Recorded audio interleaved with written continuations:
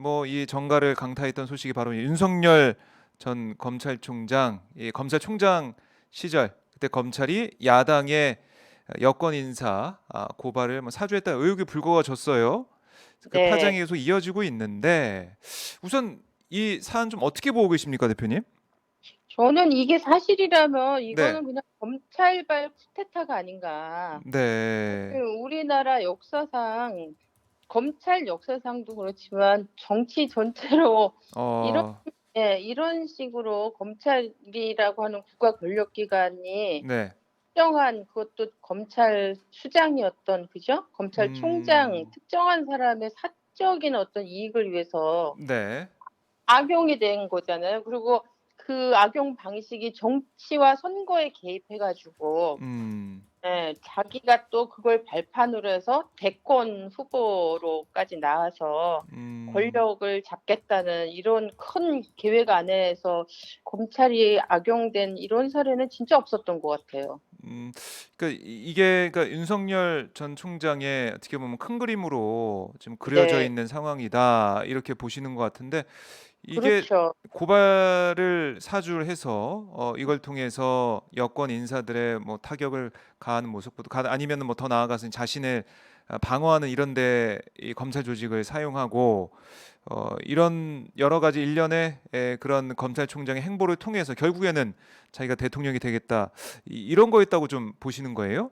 그렇죠. 저는 사실 이게 그래서 검찰발 쿠데타라고 이름을 음, 붙이는 게 맞지 않나. 그리고 사실 이게 우리 이 정치와 관련된 뭐랄까 이 사건이나 범죄 중에서 네, 제일 민감한 부분이 사실 선거잖아요. 선거에 하거나 음, 선거와 관련된 사범. 네, 이게 이제 정치권에선 가장 어떻게 보면 예민하고 그것이 정치 생명을 좌우할 정도의 네, 그런 게 인제 선거인데 사실 검찰이 이게 단순히 이 자기나 자기 부인이나 뭐 그 측근인 한 검사나 이런 사람들에 대해서 네, 명예나 이런 걸 회복하려고 한다 이런 차원을 넘어서서 이게 작년 총선 직전에 있었잖아요. 그리고 총선에 음, 출마한 정치인들을 타깃으로 해서 네, 고발장이 만들어졌다고 지금 이제 의혹의 핵심 내용이 그건데 그거는 결국은 이 사람들이 검찰 조직을 선거에 유리하게 어 음, 결과를 만들기 위해서 네, 개입한 이런 것 자체만 해도 사실 어마어마한 거죠 사실은. 음. 이런 의혹이 불거져 있고 이제 뉴스버스가 계속해서 후속 보도를 이어가고 있는데 어제 보니까 텔레그램 캡처한 그런 것도 보도가 됐더라고요.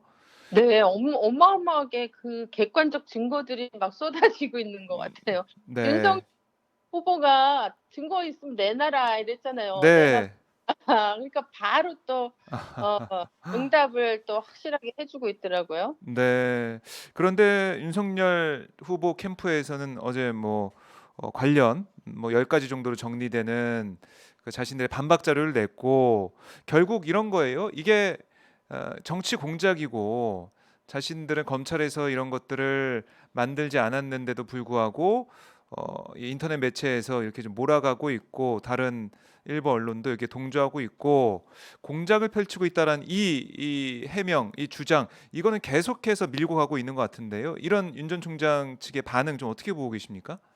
근데 인제 지금 아까 말씀드린 것처럼 그 쏟아지고 있는 증거들 있잖아요. 이게 음, SNS를 통해서 전달된 네, 이 캡처한 사진 증거들이 막 지금 수십 개가 쏟아져 나오고 있음에도 불구하고 공작이다. 정치 공작이다. 이렇게 얘기하는 건 제가 볼 때 음, 윤 전 검찰총장이 가장 잘하고 익숙하게 했던 게 정치 공작이 아니었나. 음, 근데 그런 자기의 경험에 비추어서 지금 이거를 또 정치 공작 프레임으로 몰아가려고 하는데 사실은 지금 정상적이고 상식적인 그런 국민들이 이게 여기에 동조할 수 있는 이해가 된다. 그래서 '아 윤석열을 맞다. 말이 맞다.' 이렇게 동조할 수 있는 사람들은 점점 없어진다. 어. 어. 네. 이게 윤 전 총장 측의 입장과 또 이 보도로 나오는 입장, 또 그 보도에 대해서 판단하는 국민들의 시각이 좀 차이가 있다라는 느낌을 좀 받고 있는 것 같아요. 그렇죠. 네. 그러니까 그때는 정치 공작을 하다가 정치 공작으로 자기를 또 변호하고 지키려는 이런 음. 모습이다. 네. 윤석열의 분. 음. 어제 KBS 보도를 보면 그러니까 4월 8 일에 이 김웅 의원이 뭐 당에 전달했다. 뭐 김웅 의원은 뭐 그거는 "내가 작성했다." 뭐 이렇게도 얘기를 하더라고요. 그 최강욱 당시 이제 후보 관련해 가지고 고발장 내용은 "내가 작성했다." 이렇게 언론 근데 인터뷰를 하기도 김웅 하던데. 김웅 의원은 지금 계속 말이 바뀌고 있잖아요. 그 음. 처음에 뉴스버스에 첫 기사 나온 직후 그날 바로 자기 입장을 또 밝혔고 지금 계속 어제 이제 이 인터뷰를 한 것 같은데 네. 입장이 계속 바뀌고 제가 선거를 뛰어 봤잖아요, 아 작년에. 예예. 저는 사실 지역구 의원도 아니고 음. 비례의원이었는데 4월 초반에 있잖아요. 4월 15일 날이 총선이었는데 4월 초순에 네. 이 선거에 나온 후보가 그런 고발장을 쓴다? 아. 이거는 물리적으로 사실 상식적으로 불가능한 일이죠. 그게 어. 아니 지금 선거에 코가 빠져 가지고 정신이 없는데 네. 의원 같은 이런 지역구 출신 의원이 어떻게 그 당시에 그 와중에 자기가 고발장을 썼다. "날 믿어 달라." 이렇게 얘기하는 거 음. 자체가 네. 그 모든 걸 떠나서 저는 제가 볼 때 말이 안 통하는 진짜 말이 안 되는 얘기를 하고 있다. 이걸 가지고 믿어 음. 달라고 얘기하다니 참 '궁지에 몰렸구나.' 아. 그런 생각이 딱 들더라고요. 네. 이게 참 모르겠습니다. 김웅 의원 같은 경우는 이게 누가 제보했는지 뭐 알 것 같다. 뭐 밝혀지면은 어떤 세력인지 드러난다. 이런 인터뷰도 했던데 만약에 그렇다면은 이 당 사람이라는 거 아니에요? 당 사람이면 그 당에다가 얘기를 해 가지고 "이거 좀 진실을 밝혀 달라." 이렇게 억울하면 호소할 수도 있는데 뭐 그건 또 그렇죠. 왜 안 하고 있는지 그것도 아니 궁금하네요. 자기가 누군지 안다면 당 네. 내부 감사를 한다고 하고 음. 그러면은 특정해서 한 명밖에 없다. 자기가 이렇게 자신 있게 어제 얘기했잖아요, 인터뷰에서. 그러면 네. 당 내부에서 소통해서 그 사람을 알려주고 음. 조사가 들어가게 하고 이렇게 해야 되는 게 맞고 네. 그리고 지금 윤석열 씨는 계속 이게 뭐 추미애 라인에 뭐 어 아. 정치 공작이다 이렇게 얘기했던 거하고 지금 김웅 의원이 얘기한 거하고도 너무나 배치되고 이 네. 모습이잖아요. 그러니까 음. 좀 자중 질환에 빠진 것 같아요.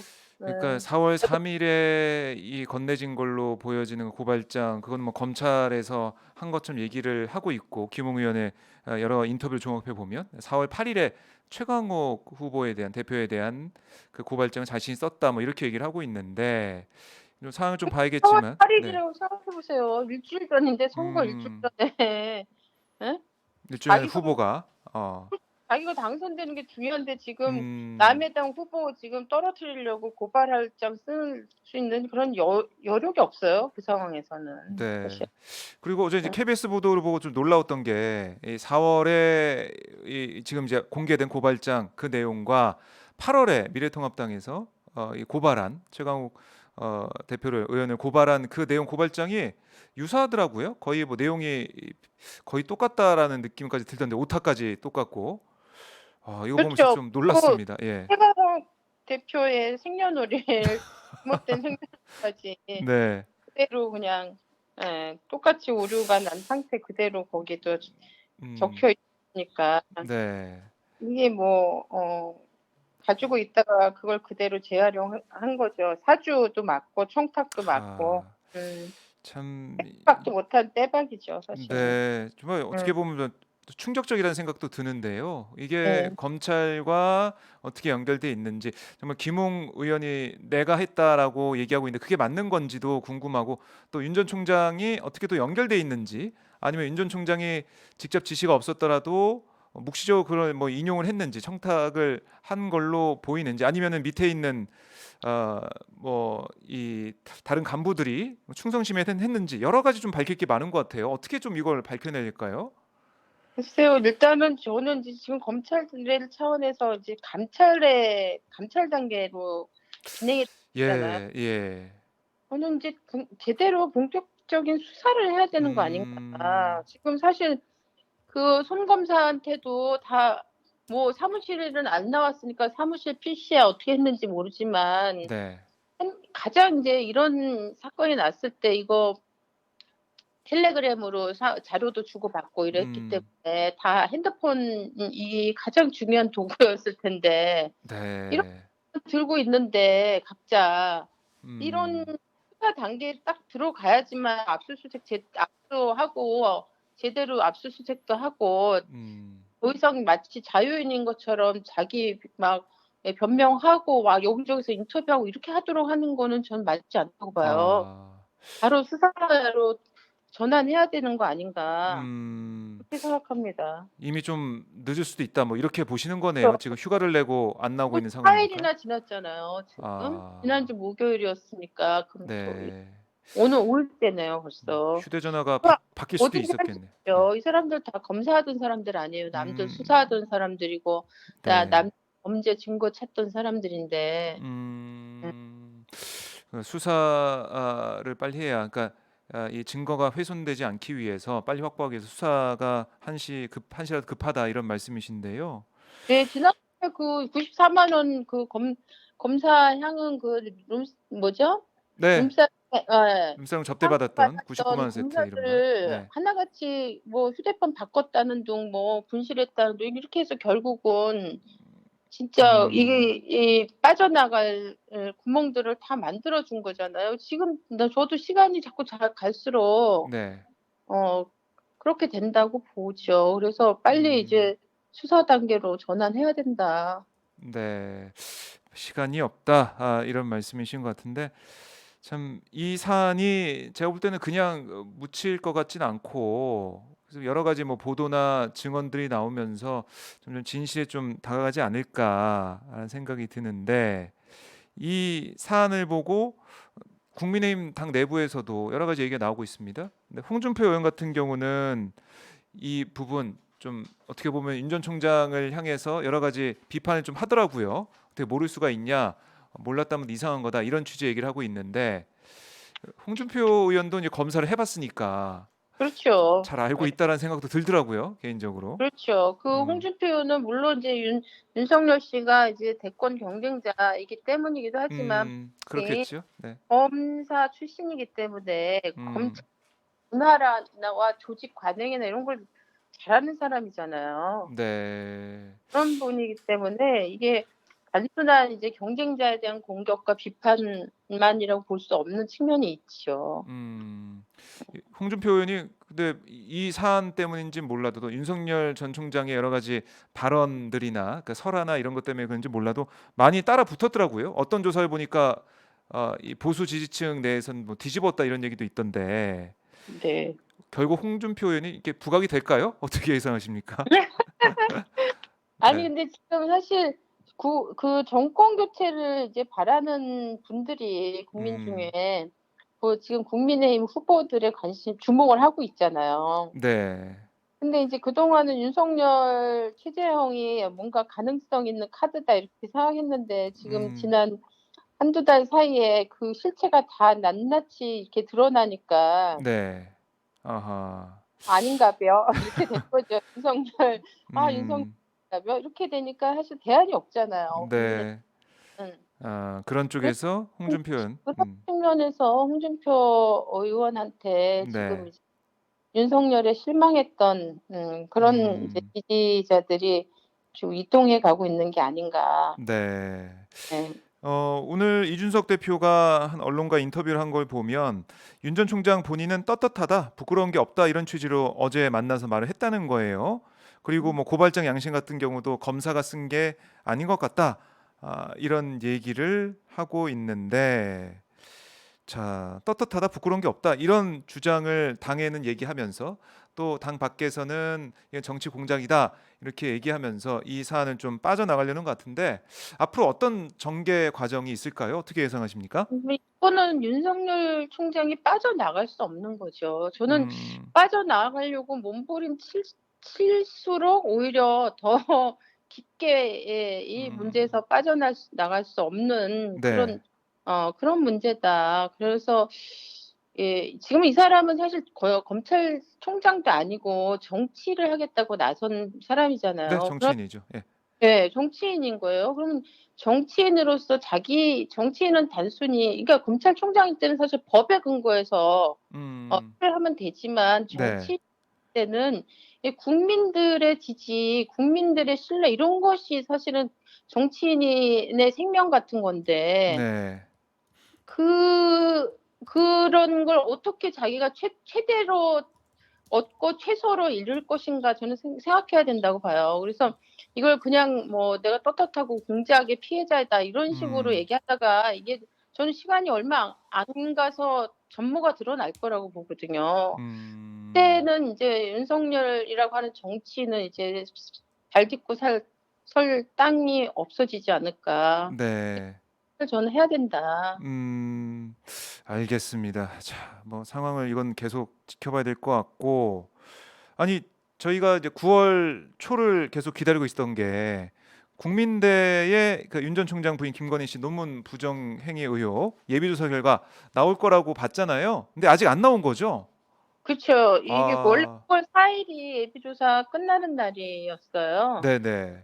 근데 한 사흘 정도 지났는데 네. 늦어지고 있네요. 이게 인제 원래 이 국민대 규정에 보면 연구윤리심사위 절차가 어떻게 돼 있냐면 예비조사가 끝나잖아요. 네. 그러면 이 당사자한테 예를 들어서 뭐 "박사학위 취소다." 뭐 혹은 뭐 음. 그 "표절이 이 몇 프로다." 뭐 이런 결과가 나왔다. 뭐 이런 인제 조사 결과가 나오면 이거를 당사자한테 음. 통보하고 이 결과를 인정할 것이냐 안 할 것이냐를 네. 이 본인 의사를 확인하는 절차가 있더라고요. 그리고 나서 음. 본인이 수용을 하면 여기서 이제 예비조사로 종결을 하고 네. 이걸 음. 조치로 들어가고 수용을 안 하겠다 나는 동의 못 한다 이러면 인제 본격적으로 본조사를 해요. 그래서 아. 지금 이제 9월 4일날 예비조사는 끝난 것 같고 네. 그래서 아마도 김건희 씨한테 그 결과를 통보를 했을 것 같아요. 음. 그리고 나서 이제 반응이 오면 거기에 따라서 이제 본조사를 할 것인지 예비조사로 종결할 것인지 네. 이 결정을 하고 그 과정을 국민대 입장에서는 9월 14일 전에 발표하겠다. 그 과정을 음. 밟아서 지금 이제 이렇게 얘기하고 있는 상태예요. 근데 음. 만일 경우 이제 본조사로 넘어간다 동의 못 해서 넘어간다고 해도 일단 공식적으로 예비 조사는 마친 셈이니까 예비 네. 결과에 대해서 국민들한테 지금 국민들 모두 관심을 가지고 있는 그렇죠. 사안 중에 하나잖아요. 네네.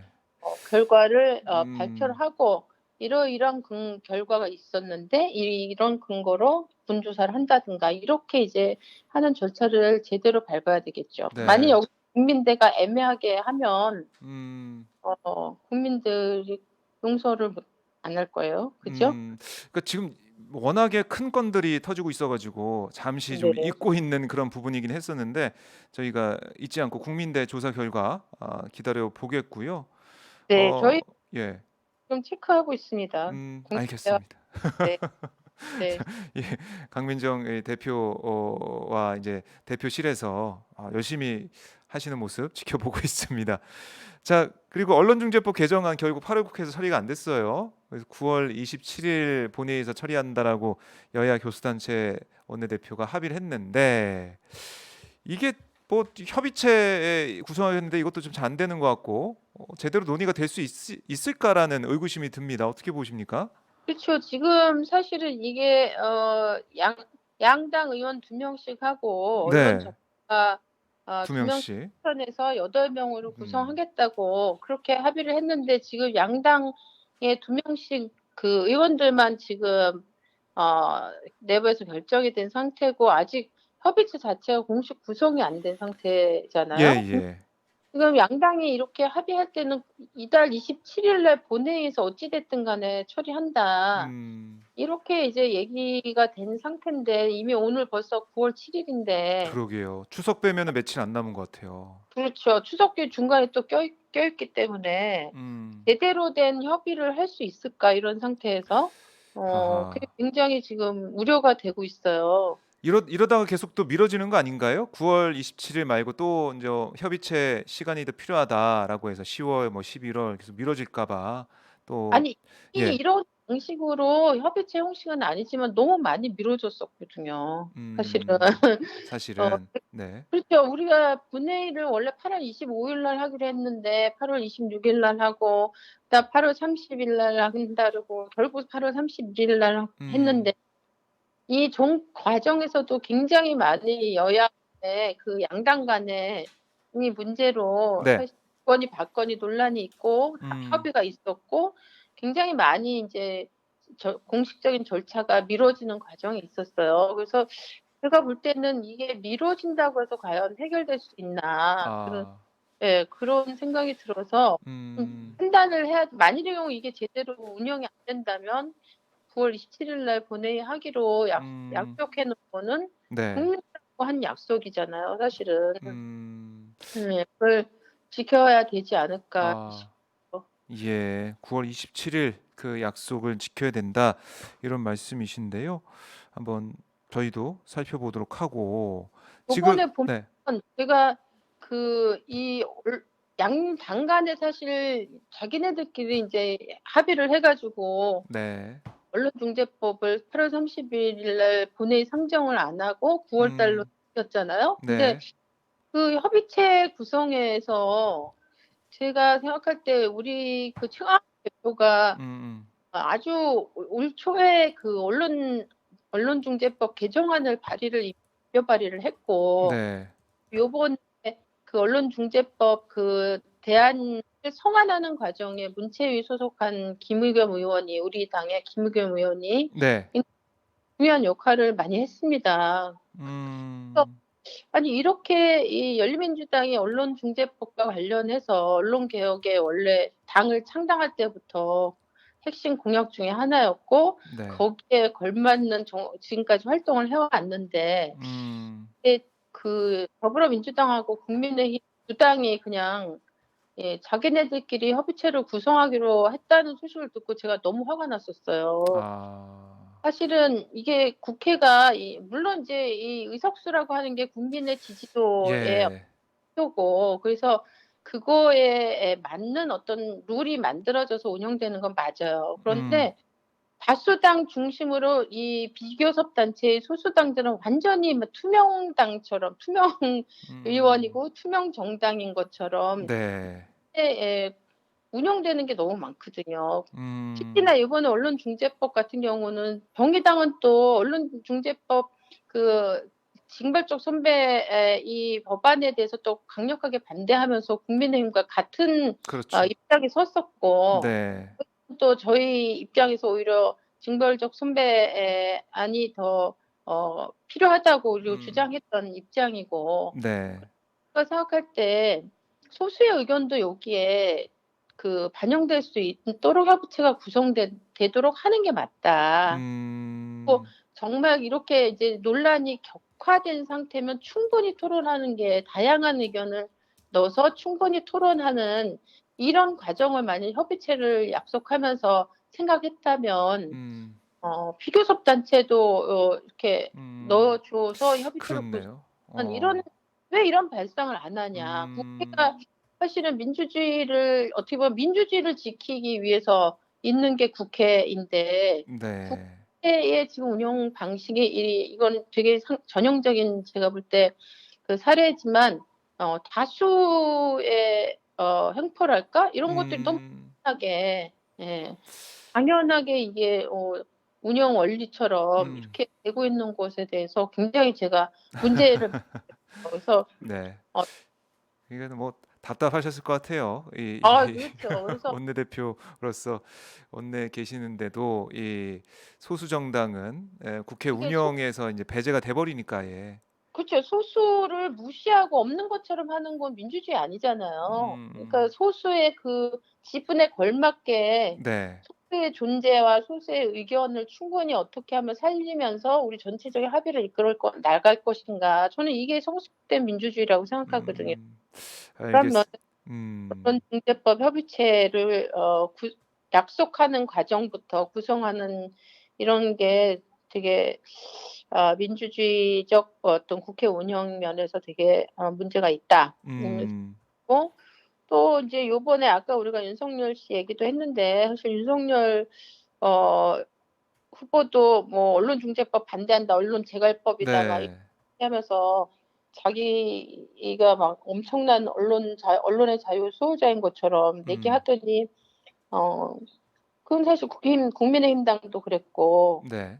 그러면서 이제 그 자기에 대해서 비판적 기사가 나온 언론은 싸그리 다 뭐 "가만히 안 두겠다. 네. 법적 법적 대응하겠다. 조치하겠다." 네. 심지어는 다 뭐 우리가 유니스 의원 때도 들어서 되게 황당했지만 만일의 경우 자기가 아닌 게 드러나면 다 물러나야 된다. 이런 식의 예. 이런 얘기를 하면서 이 사람들이 얘기하는 언론의 자유라고 하는 것에 대한 진정성이 도대체 음. 있나? 네. 진짜 언론의 자유를 위해서 언론법 그 개정안을 반대하는 건가? 음. 그런 거에 대해서도 되게 생각해 보게 만드는 것 같아요. 아.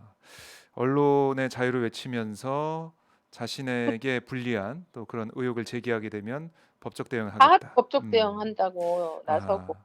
예. 예. 이 사람들의 이 앞뒤가 안 맞는 음. 이런 행태를 보면서 이번에 언론중재법과 관련돼서 지금 생기고 있는 어떤 갈등이나 막 이 논의도 네. 이 특히나 이제 국민의힘이나 이 윤석열 후보가 앞장서서 얘기했던 그런 반대 의견 같은 것에 대해서 '진정성이 좀 의심된다.' 음. 이런 생각도 듭니다. 알겠습니다. 자, 저희가 하나만 더 짚어보죠. 이 사립학교 개정안 처리가 됐어요. 그래서 말씀하신 것처럼 저번에 신규 교원 채용 시험을 각 시도 교육청에서 의무적으로 이제 위탁을 받아서 하게 됐는데 사립학교 측에서는 좀 강하게 반발하고 있습니다. 헌법소원과 행정조치 거부 뭐 이런 걸 좀 예고하고 있는데 어떻게 이 사안 좀 보고 계신가요? 이제 사립학교 측에서 주로 얘기하는 게 인제 음, 자율성이 사립학교가 국공립학교하고 다른 거 아니냐.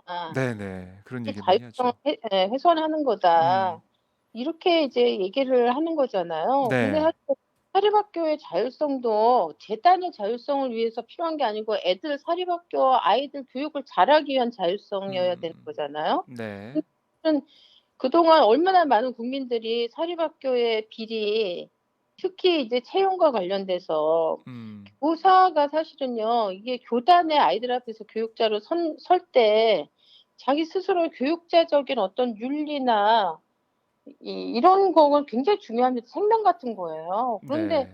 채용되는 과정에서 뇌물을 주고 정당하고 공정한 절차를 밟지 않고 음. 자기가 교사가 돼서 교단에 서는 사람이 과연 제대로 된 교육을 할 수 있나. 아. 이런 것들을 해결할 기회가 저는 사립한테 많이 있었다고 봐요. 이 음. 스스로 이런 문제를 해결하기는커녕 끊임없이 계속 그 채용과 관련된 뒷돈을 주고받으면서 이게 음. 기사가 뭐 잊혀질 만 하면 나오고 잊혀질 만 하고 나오고 이게 끝이 없잖아요, 지금 몇십 년째. 네. 이런 상황에 대해서 자기네들 어떻게 자성하고 이 문제를 근본적으로 해결할 것인가 이런 음. 방안들을 강구했다면 아마도 음. 이렇게 외부적인 어떤 힘에 의해서 어 그 "공정성을 확보해야 된다, 강제로라도." 이런 네. 게 생기지 않았을 거라고 보거든요. 아하. 그리고 사실은 또 엄격하게 얘기하면 이번에 사립학교 개정안에서는 1차 단계만 교육 차원에서 아. 하지 네. 2 차, 3차 전형까지 있어요. 사실 교사 채용되는 과정이. 2 어. 차나 3차 예. 전형을 각 학교에서 재단이 주관해 가지고 음. 채용 전형을 밟게 됐어요. 그러니깐 아. 이번 법안이 마치 모든 걸 사립학교가 가지고 있는 그 교사 채용권 전체를 다 강탈당한 거다. 그래서 자율성을 음. 훼손한 거라고 주장하는 거는 네. 어 객관적 사실에도 사실 부합하지 않죠. 아, 그런데 아마 이 부분을 모르시고 계신 분들이 많으실 것 같은데 1차 이게 필기 시험 이건 이제 교육청이 맞는 거죠. 맞게 그렇죠. 되고 그 이후에 전형은 사립학교에서 그 재단에서 또 하는 상황이기 때문에 최소한의 그렇죠. 장치를 만들어 둔 거다. 이렇게 보면 되겠네요. 그렇죠. 그러니까 음, 자신들이 정말 유지해야 된다는 네. 자기네 학교의 어떤 권학 이념이나 특별한 뭐가 있다면 2차, 3차 전형 음, 단계에서 충분히 거기에 부합하는 그런 네. 뽑을 수 있는 그런 권한이 보장돼 있습니다. 그래서 아, 이거를 마치 모든 걸 다 빼앗겨서 자율성이 다 없어졌다 이렇게 주장하는 거는 옳지 않죠. 네. 알겠습니다. 자, 오늘 여러 가지 주제로 말씀을 들어봤는데요. 스노우캣 님이 일당백 열린민주 이런 말씀 주셨고 이현선 님이 강민정 의원님 일 잘하는 의원님 힘내세요. 응원합니다. 감사합니다. 이런 말씀도 주셨고요. 감사합니다. 예, 강민정 이 대표께서 이렇게 차분하게 차근차근 설명해 주셔가지고 현안에 대해서 더 이해가 잘 되는 것 같습니다. 대표님 오늘 말씀 잘 들었고요. 네, 네, 다음 주에 다시 뵙겠습니다. 네, 수고하셨어요. 고맙습니다. 네. 네.